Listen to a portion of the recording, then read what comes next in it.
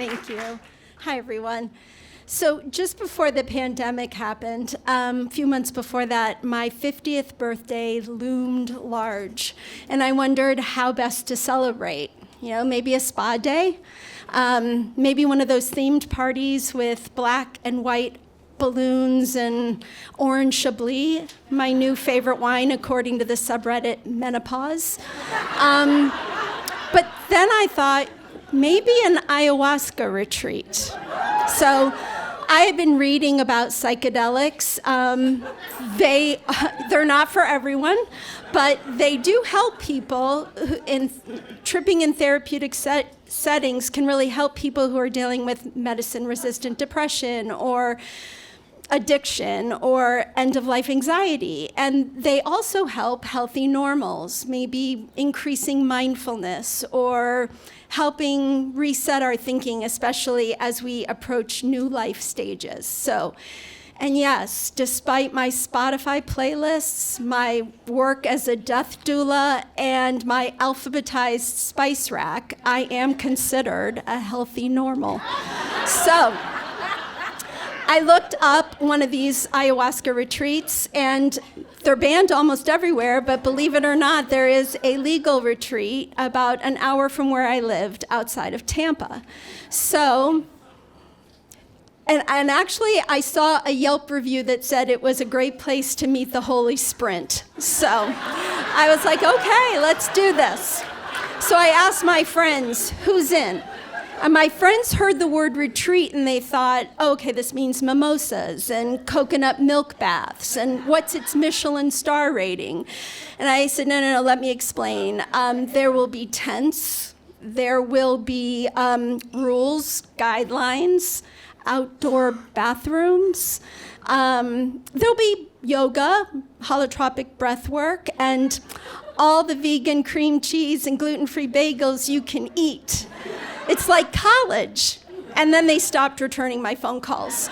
My one friend, Jeff, said he'd go with me. He was an extra in Animal House, so nothing scared him.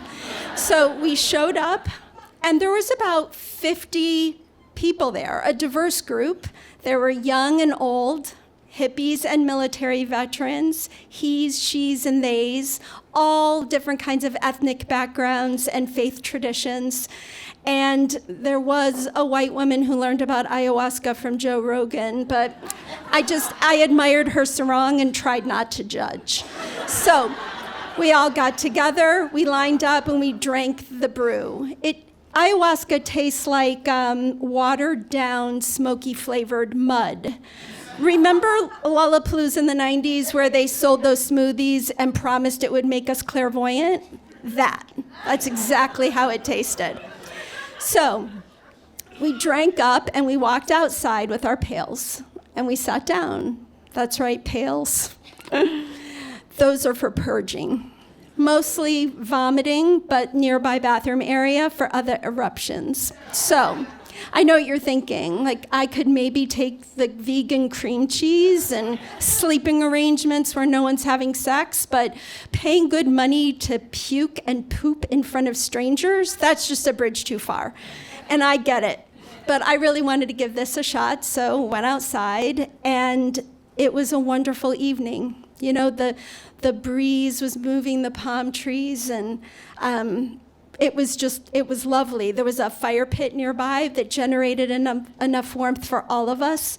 And we just kind of sat down. And I thought to myself, if nothing happens, I am fine just sitting here all night long, really thinking about these 50 years that have just been a gift. And then that fire pit started to swirl around and fly all over the yard. And then I wondered out loud if the guitar player knew anything from the White Album. So the shaman had explained that these hallucinations are just to grab your attention. So, you know, I just enjoyed all the pastel colors, blues and greens, all the mathematical equations that seem to connect all of us. I mean, I'm no math major, but I listened to enough Pink Floyd albums to know that meant we were all connected. So I just kind of sat there, and really, you know, the shaman had said, look, this is going to be kind of It could be lean in with curiosity, he said. Make sure that, if it's scary, you turn around and maybe lean in and say, what do you have to teach me? And if it's pleasant, go with it.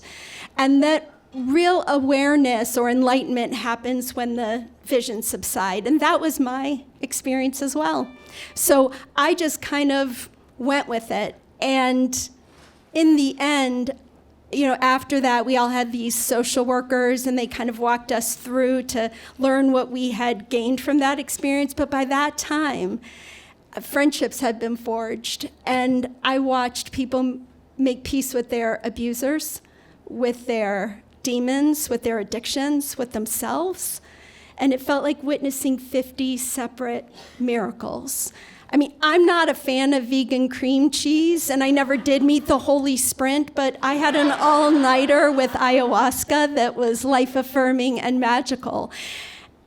Not a bad way to celebrate your 5th voyage around the sun and the long, strange trip it's been.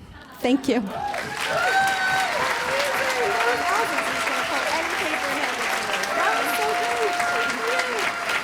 Let's give it up for Catherine Durkin Robinson!